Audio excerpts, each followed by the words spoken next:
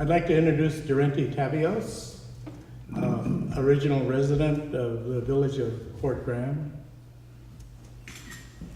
My name is Jim LaBelle. I'm an enrolled member to the village of Fort Graham. Yeah, we want to talk a little bit about corporate interests. Back in December of 1971, the Alaska Native Claims Settlement Act was passed. I wasn't involved in the land selection, but Jim was a board member of the Fort Graham Corporation, and he participated in the selection. He's probably the only one left around today, so we're going to hold him responsible for the history of the land selection. The question I have, because it was based on population, how many townships with a population of 92 was Fort Graham entitled to, Jim? I believe they got 4 townships. And do you recall who participated in the land selection process on the board, besides you and Walter? Well, it was all the board members at the time, Plus elders. plus the elders. Lydia Robart was also like a scribe, and she was able to take down the place names, the Sukpiak place names that the elders were talking about that would be good for selecting, and so that's how we went through the process.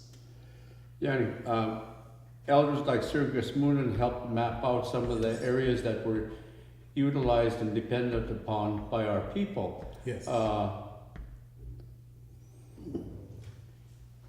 I was just wondering, there were some discrepancies regarding our land selections. I know that part of the lands that were awarded to us included the lake area of Nunwaluk, and Nunwaluk objected to that selection. Our selection of our getting those lands. So we offered to give back those lands to them. What did we receive in return for those? For us giving up those lands, Jim?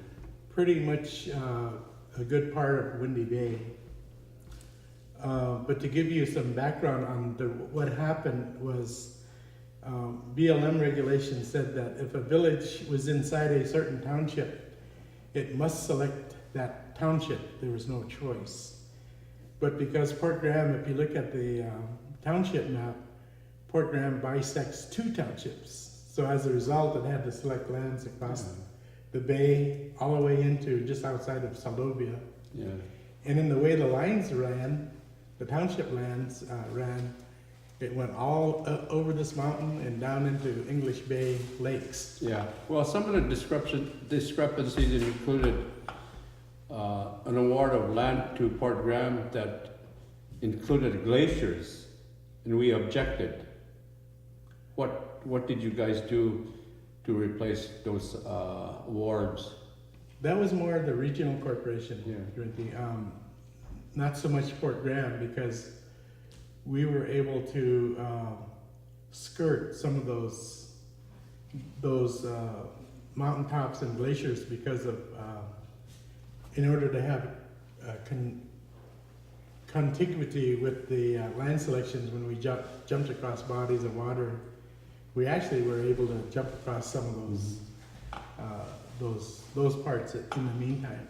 Yeah, another discrepancy, Jim, and you and I were both involved in this portion of the corporation's involvement in the lands, was the state of Alaska had a logging contract with the Japanese in Rocky Windy Bay, including Picnic Harbor. Apparently, as you told me yesterday, that the state wasn't titled with those lands, so we selected Rocky Windy Bay, which already had a logging show. The state of Alaska was required by law, state law, to primary process those logs, so they create a sawmill in Jackaloff Bay to cat 2 sides of a log before they were shipped overseas. And when we took over logging show, we weren't required to do any of that. We shipped logs round, so you and Walter renegotiated that contract. I was on board with you, but that contract was negotiated. Would you tell us a little bit about that? Sure.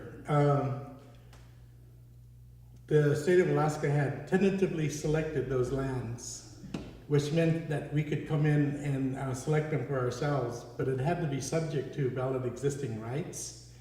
And one of those valid existing rights had to do with the contract, timber sale contract, between the state of Alaska and the Japanese trading company. The elders, they knew that the trees would grow back.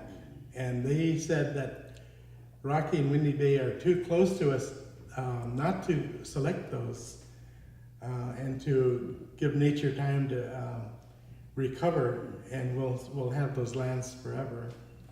And so that's what we did. The state of Alaska had required some primary manufacture on those logs for $2.50 per 1,000 board feet. When that requirement went away, when we got the hold of the land, we renegotiated with South Central Timber and was able to sell that same timber for $50 per 1,000 board feet. And that was the difference. Yeah. Consequently, one of the consequences of our land selection was intruded upon by native allotments surrounding our bay, our township, I guess you would call it here, the village, because under ANCSA, cities and villages were allowed to select additional lands for purposes of developing the community. But since we were surrounded by allotments, that was not possible for us. During the fight for ANCSA, one of the elements of ANCSA was that it would extinguish the Native Allotment Act of 1906. And so your uncle Walter made a big effort to get as many people locally to select native allotments around Port Graham Bay before that was going to revert over to ANCSA lands. And when Port Graham Corp came along and started selecting their own lands, we were concerned that maybe some of those native allotments may not be approved by the Department of Interior. So as a safeguard, we top filed on some of those native allotments, and I recall that created a lot of controversy because some of the native allottees thought that maybe we were trying to steal their lands from them, when in effect what we were trying to do is we didn't want any gaps and holes of in our land selections in Port Graham Bay. So that's what we did. Thank goodness, I think all of the native allottees did receive patent to their native allotments. So so that idea of top filing went away. Could you talk a little bit, Jim, about the reason Port Graham went with Chugach, Alaska, and rather than Cook Inlet region? Yeah. How much time do we got? Language was one of the reasons. Yeah. Our kinship. In the Alaska Native Claims Settlement Act, you will see villages that are listed that were going to belong to certain regions. And Port Graham and English Bay, as it was known at the time, was going to be part of Cook Inlet. And not being aware of the cultural differences in language that Durante mentioned. And it took some valiant efforts by some of our native leaders at the regional level to fight against Port Graham and Nunwalek going to Cook Inlet, and were successful. And Emil Nadi is the guy who drew the boundaries between Cook Inlet and Chugach, all the way up, and created the boundaries to Atna country and also to Sea Alaska country. So if you ever get a chance to talk to Emil Nadi, he's the guy who actually drew the boundary. And Port Graham, because of the requirements BLM had for our land selecting, and we had to select both townships, about 5,000 acres is in the in the Seri region, on the other side, very close to Saldovia, and that's never really been focused on. I'm hoping maybe Port Graham Corp could work with maybe Saldovia or Cook Inlet region to see if we could either adjust the boundaries or make some changes. Or make trades. Or make trades. It's really a wide open thing. I know under ANCSA, Seri would have rights to the subsurface rights, just like Chugach does here in our region. And I don't know if they've done any work over there to explore whether or not that's something they find attractive or not. Yeah. Well, the reason the boundaries required Nunwalek and Port Graham to be included in Chugach region was our kinship to the Prince William Sound Sugpiaq. We're Sugpiaq, the Saldovia and north and across the inlet from Saldovia is all Athabascan country. And Port Graham and Nunwalek were Sugpiaq people, as were the Prince William Sound people. So that was a kinship tie to that relationship. Yes.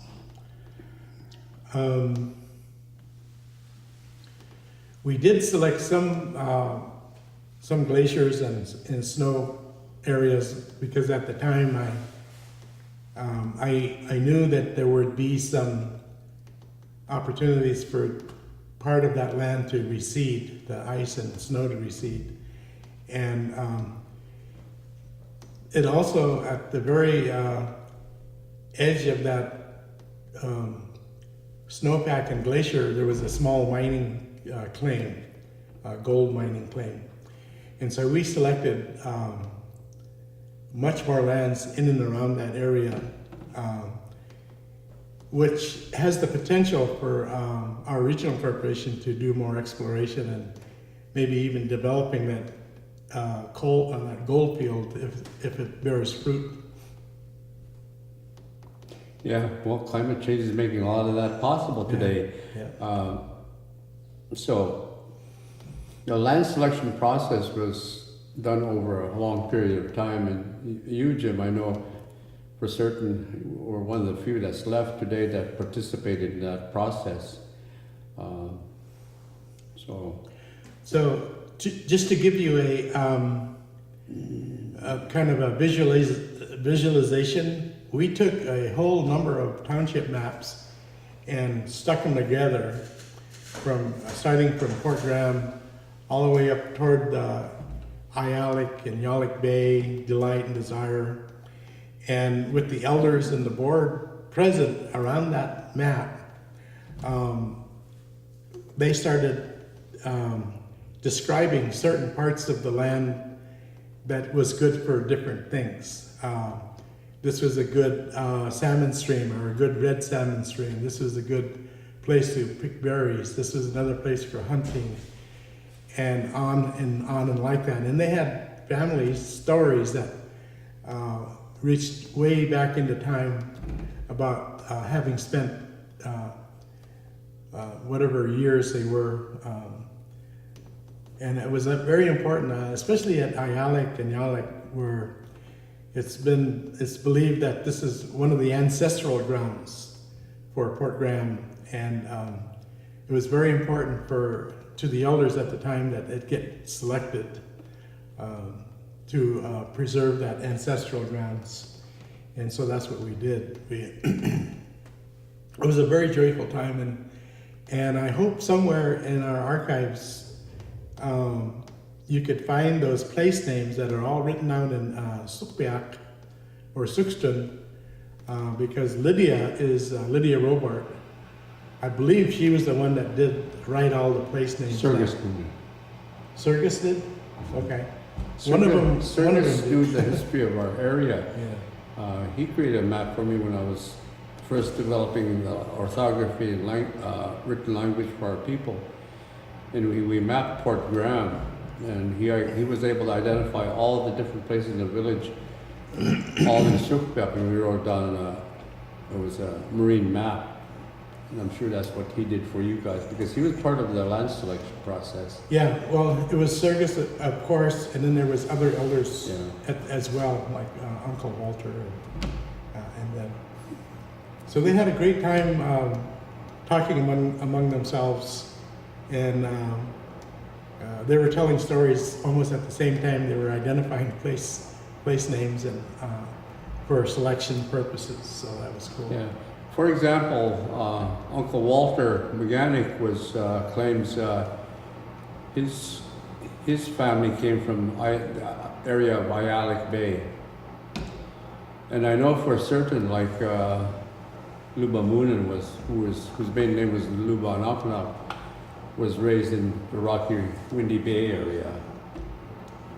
So our families scattered all along the coast there, heading into Nunavut. And just to give you a little history, the original site for our people was Nunavut, which was created by the Russian traders, fur traders, and they call it Fort Alexandrovsk.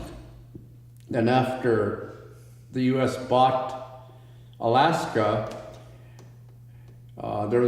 in 1912, there was one family living in Port Graham down by the cannery site. Fidalgo Oil and Packing Company came in and purchased that portion of the land that the cannery sits on from this family. So since 1912, a lot of the people that provided labor for the cannery came from Nunavut. And some of the families began moving from Nunavut to Port Graham to provide labor for the cannery, so they'd be nearer to the work area. And that's how Port Graham was started. We have very close family ties with the people from Nunavut. But I remember Jim worked in the cannery for a while, and eventually many of the guys began fishing commercially for the cannery as well. But we didn't have enough people to provide all the labor necessary for the cannery, so the cannery would ship in crews from outside the state. Mostly from the Seattle area, Seattle, Washington area. This is the part where you may have to do some editing, because before a lot of this happened, Walter Mechanic Sr. and Sargis Kvasnikov in English Bay selected large areas of land that they wanted protected in the event there was a land claims. And that was done in the 60s, before ANCSA was passed in 1971. And so there was a lot of overlapping selections between the three villages, Saldovia, English Bay, and Port Graham. They were all trying to select the greatest amount of land in and around their area, because they did not want the state of Alaska anywhere near these lands. Because under statehood, in 1959, the federal government granted the state of Alaska 103 million acres of land. And this state was very aggressive in its land selection process. It started selecting lands that historically were used and occupied by many Native people around the state. And even here in our area, there was starting to be state selected lands like the one at Rocky Bay that, thank goodness, it was only tentatively approved. Otherwise, had it been approved, we would have not had access to that area at all. And but we have to give credit to Walter Sr. for making a protest of any state lands in our area, as well as selecting lands for the village itself. So it was really wonderful to see him talk about that in the old days. And Sarge Kvasnikov did the same thing for English Bay. What we were discussing a little earlier was, while Jim was involved in the primary selection of lands under ANCSA rules, subsequent to that, Pat Norman became president of the corporation and cleaned up the selections so that we today have what is permanently our selections.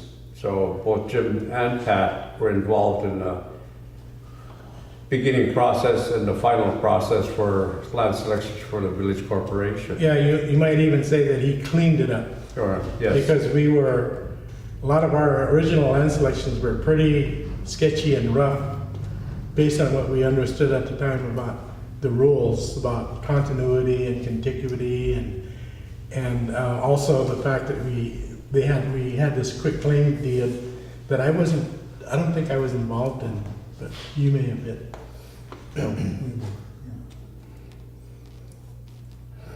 Yeah, and even at the end when I left, when we thought we had the final acreage, it hadn't been surveyed at that time, and then Walter and the board did some final selections or movements to make what's the final thing right now. Those were small. That had to do with I think in Beauty Bay, not in Beauty Bay, something Drive, some of those areas that we're short on some of our selections, and we're trying to get cover lands where there was access, to the uplands, more the beaches, because the beaches are rare and few in between in that area in Kenai Fjords. And that was what we based our selection, our additional, so BLM could do the final. Yeah. Yeah, the selection process required us to satisfy the entitlements Port Graham was entitled to under the ANCSA laws. As Jim has said, we were entitled to 3 townships. Yep. 3 townships, so the process took in lands we selected to satisfy that entitlement to our village corporation. And over the years, Pat Norman, as president and CEO of the village corporation, cleaned up that selection process. Like Jim said, the initial process was rough and sketchy. But today we have lands that are permanently ours now, that Mr. John Shepherd has to work with. We were so concerned about other selections that were already in our selection area, and including the native allotments that we chatted about earlier, about how important it was to topile in the event that they didn't get title to them. But we also did that with a primary manufacturing site in Rocky Bay. Someone had a quite a few acre manufacturing site that we top-filed.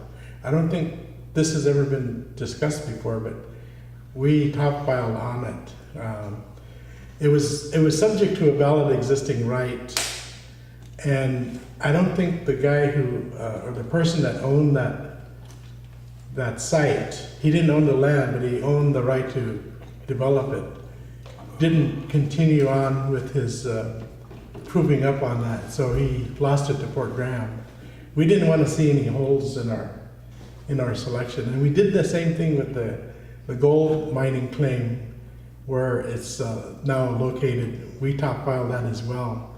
We didn't want to see any gaps and holes in our land selection, so that's what we did. Yeah.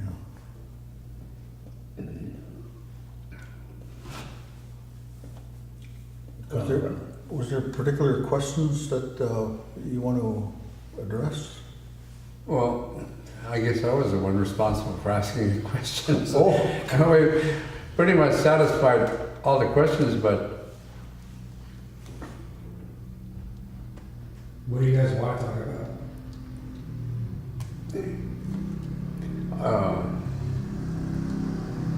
was there any native allotments not approved, Pat, that you know No, not in the bay. Yeah. I think the last one was Ifemanakanak. Yeah, but I found a quick claim. Yeah, that little narrow. of? I think that was the last one. The other one that might be coming back up is the Vietnam veteran. One that had been, I think it was approved 10 or more years ago, but I think it's coming back up to that. There'll be- You're right. I happen to be part of a group called the Native Veterans Council, and we've been working with Don Young and Lisa Murkowski.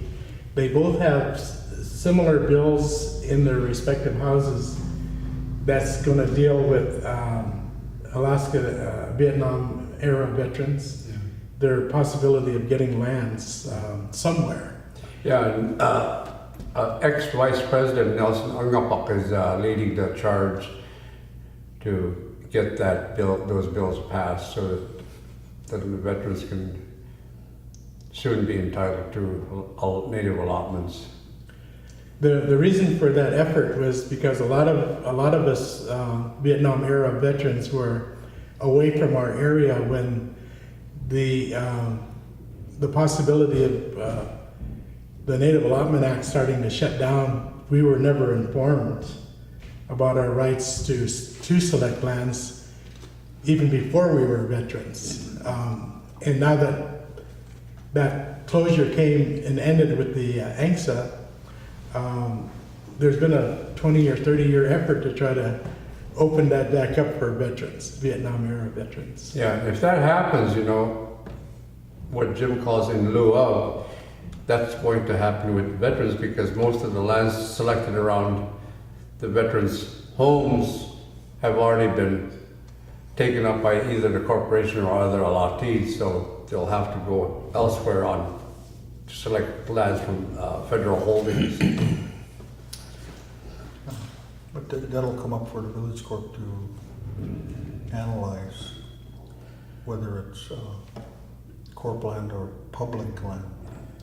It'll have to be public, it'll have to be federal lands. Federal public Yeah. land. There may be some horse trading going on with state ownership of some lands and the feds making trades available so that it would revert back to a federal ownership so that someone like Durante could select some lands. And I'm thinking of that park again. I can't keep my mind away from that possibility that the state could give up some acreage in that park for federal lands somewhere else, allowing someone like Durante, if he chose to, get lands closer to the village, to the home village.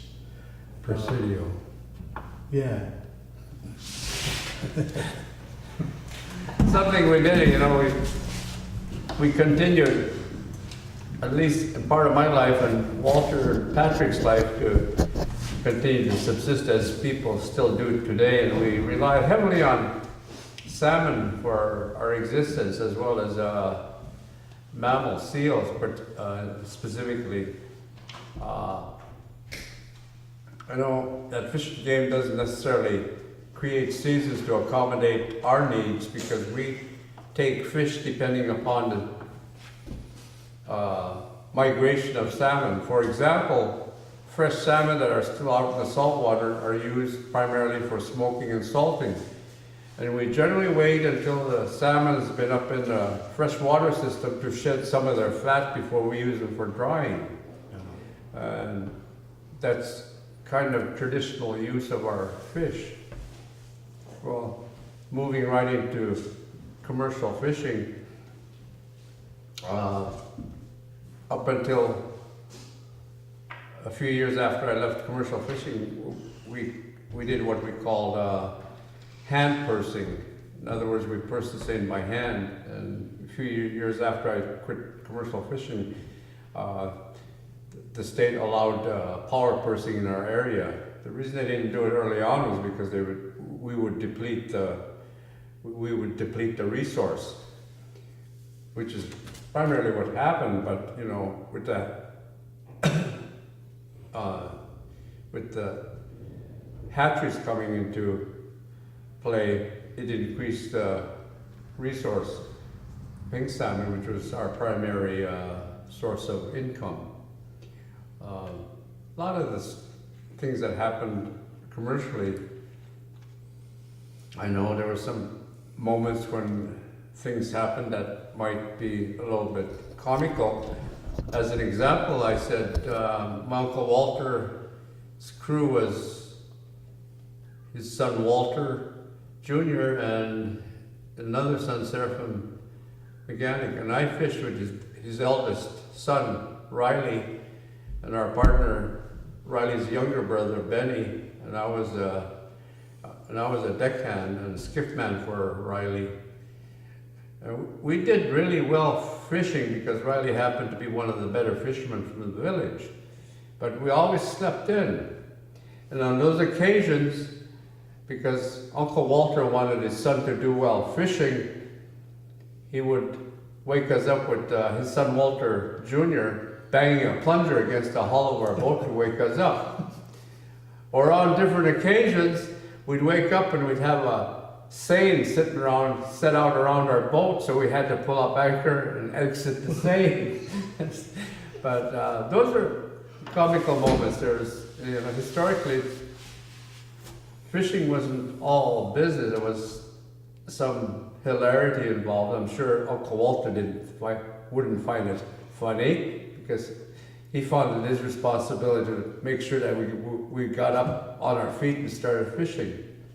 Another example of something that was comical was after you've been purse seining for so long and your hands are raw, you go to bed, you anchor up. In the morning, our skipper Riley would start the engine up, and Ben and I would lay in bed until we heard the anchor chain being pulled up before we got up, because neither of us wanted to pull the anchor up. Riley decides at that point he's going to make the alarm clock work a little louder, so he put a can over the top of it to make it louder. That didn't work. Ben and I still continued to sleep. Another comical event in our life was when I first went fishing with Ben and Riley, we had a small load of pink salmon. Riley says to me, he says, tell Benny to cook up a humpy. So I went and told Ben, Riley wants you to cook a humpy. And Ben looks at me, he says, you butcher it. And that I did. I never filleted a fish in my life at that point in my life. And when I got done, the fish was unrecognizable, but Ben cooked it anyway and we ate it. So,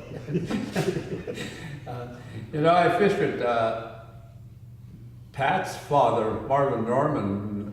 The year was 1962. It was probably one of the best seasons we ever experienced in the fishing industry in the Cook Inlet. And we were the highliner that year. We fished on a boat called the Kaleen. And we worked hard. It was hard work because there was a lot of fish and there was a lot of sets involved. We were down the Portique area so long that Pat's father allowed Nick Jr. and I to travel to the village by plane to take a break from fishing. And I went to Aunt Martha where my sister lived. And I walked in my Aunt Martha shooed me back out, told me to go change my clothes. I'd been in the same fishing clothes for maybe 2 or 3 weeks, and I stunk up a storm, and I was used to the smell. Our boat stank. I stank, and so I went to the banya, rinsed off a little bit, changed my clothes, and was allowed to come into the house. But fishing was fun, and there was a lot of different experiences. Portlock, the name Portlock, one of Pat's uncles, Josie Carlo, was fishing the Portlock, and he had his other uncle that was international tugboat pilot. They loaded up so much fish on the Portlock that they began taking on water, sinking. So Josie raced the Portlock up on the beach, and your uncle, the international tugboat operator, said, "I'm never going fishing with my brother again." And another experience that involved his uncle, Josie Carlo, was he had fished a bay called, across the inlet, what do you call that bay? Chinitna, or Kamishak. He had one of the Port Graham steel boats, but we didn't have a cannery at the time, so the processing all took place in Soldovia. He came back with a huge load of salmon, and as he pulled up alongside the dock and stopped, the boat rolled over completely. Do you remember that? No, I haven't. Yeah. Other experiences were Ifemunin. There was a big run of pinks in Soldovia, and Ifemunin set on 30,000 pinks. I remember that. And people, some of the other fishermen offered to help take off some of the fish from his seine in exchange for some of that fish for their own. Ifem refused them all. When the fish died, his whole seine sunk to the bottom. All the fish was lost. So that was a little bit of history from a commercial fishing viewpoint. I don't know, Walter probably has additional stories to tell as well. I know your father and his skiffman Seraphim never used to get along, and they both had walkie-talkies so your dad could control the handling of the skiff, and Seraphim would talk into the walkie-talkie and said, "It's full, close it up." Uncle Walter would say, "Shut up." Well, there's other instances where it was comical. Riley, Ben, and I made a pretty decent set at the mouth of Rocky Windy Bay. And there happened to be a seal inside of our seine. And here comes Uncle Walter, and Walter Jr. and Seraphim. Walter takes the .22 rifle, shoots the seal dies, floats down the river, opens up our seine, we lost all our fish. Anything comical always involves Walter Jr. Oh, You remember that, Walter? Including being chased by bears up on the hill. I remember it really well because we lost our fish. Another time, we're coming back from Port Dick on the Roseanne. Ben was the skipper, and I think Mark was our third man. And the 91 was ahead of us. Uncle Walter and his crew, Walter and Seraphim, was about a mile and a half ahead of us.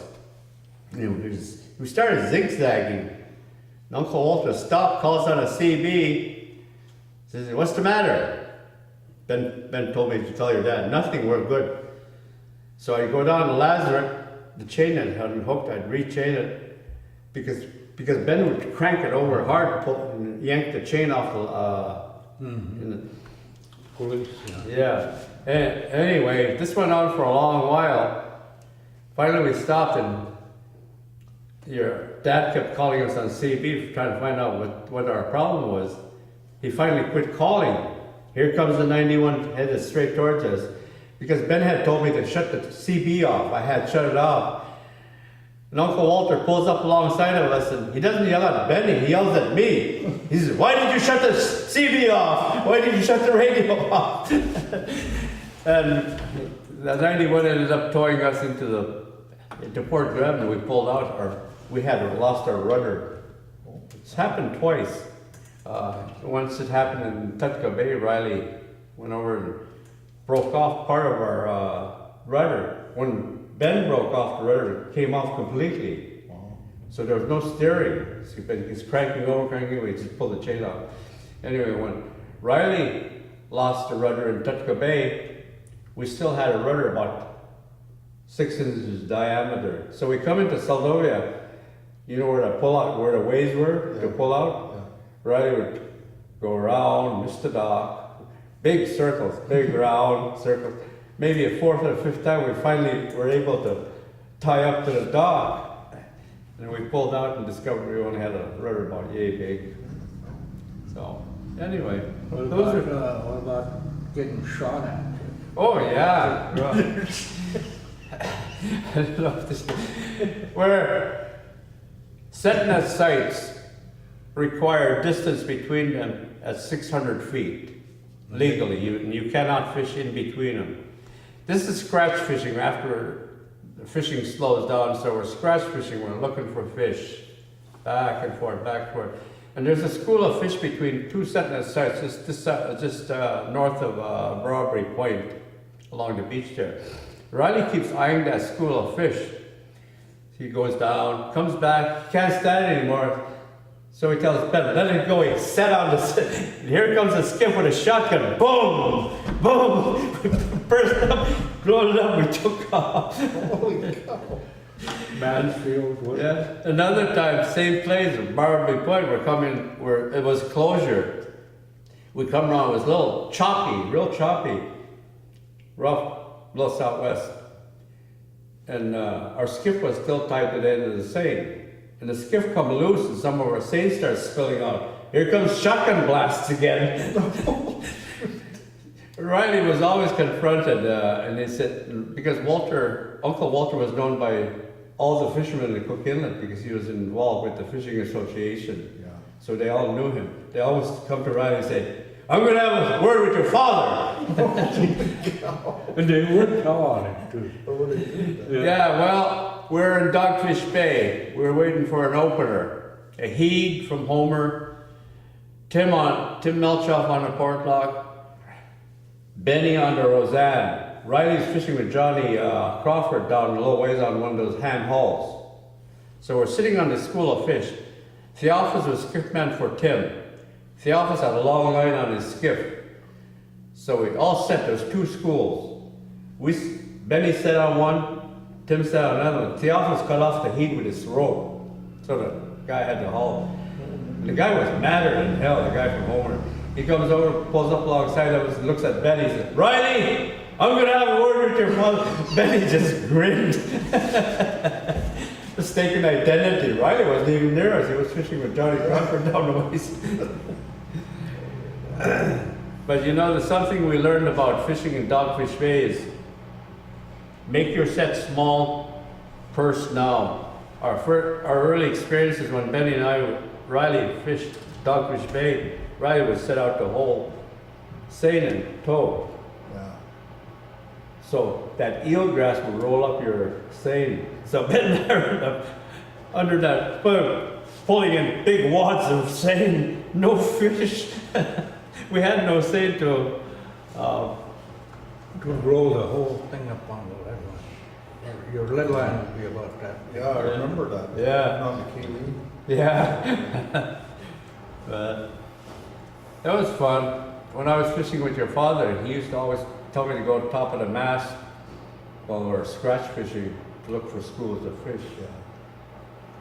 And I'd go to sleep and he'd throw cups at me and says, wake up, you're gonna go, fall down, kill yourself. I'd be up there sleeping. It was fun. You know, one time we were brailing fish and Kayleen, unlike most boats, had chain-driven winch. Most boats had hydraulic winches, but Kayleen didn't. It had powerful chain-driven winch.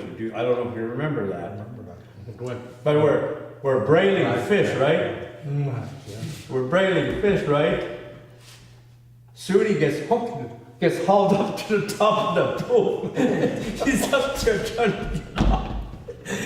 Your dad wrapped put too many wraps on the winch, and he couldn't unravel it once the brailler was out of the water. So Took you right up there to the top. that was a powerful winch. Because that was only after engaged, right? Yeah. Yeah, because that was driven from the front of the motor. Yeah, with a chain driven thing. Goes back and drives the, Yeah, oh, I could see Yeah. how that would happen. Yeah. Your dad used to have a plunger with a pike on the end, you know, pike pole. You know, one of those ones with a spear on the end and a little hook down here. It was on the end of my plunger. This was before he started. In later season, he started having me purse, but beginning of the season, he had me plunging. So I'm plunging, and pretty soon I got Nikanaka Sudi on the arm, ripped out his rain gear. He goes, hey! No, fishing was healthy. Was a healthy lifestyle. hard work, but a lot of, Hard, but it was healthy. we You had know. to get our laughs in. Yeah.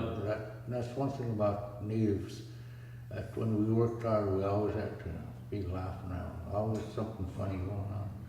Remember, Kayleen Patras in the bow, that was right up here in Dick's Point, they were making a set around a jumper, and he was up front plunging, you know, with move the fish off the beach. And they hit a rock and he went flying out. That was when they were king salmon. Yeah. You'd seen one, and the Kaleen hit the rock, bounced back, and I stayed where it hit, right in the water. Good thing there was a rock there, just right up to my neck, and had to wait for Kalaya to come over, you know, rowing, pick me up. After that, he used to call me Superman. Yeah, one experience in Picnic Harbor, just outside of Rocky Windy Bay. Riley, Ben, and I had made a set. It wasn't low tide was a little dropping, and we're putting in our gear. And here comes Alex Moonen. He had a boat called the Mitzi. Yeah. His crew members were Sperry and Seraph Mukadish. Seraph was a deckhand. I think Sperry was a skip man. But right in the middle of Picnic Harbor, you know there's a big reef. Yeah. I mean a rock. Yeah. And we're pulling in, Alex is smiling at us, watching us, and pretty soon his boat goes, vroom! Whoever the deckhand was went into the fish holes. And we tried to pull our gear in so that we could pull him off. Yeah. He was lucky, he hit that rock on his keel, so no damage to the boat. And I think Dan and Knocknock pulled him off. And your dad, that weekend when closure, we noticed the sign on the rock.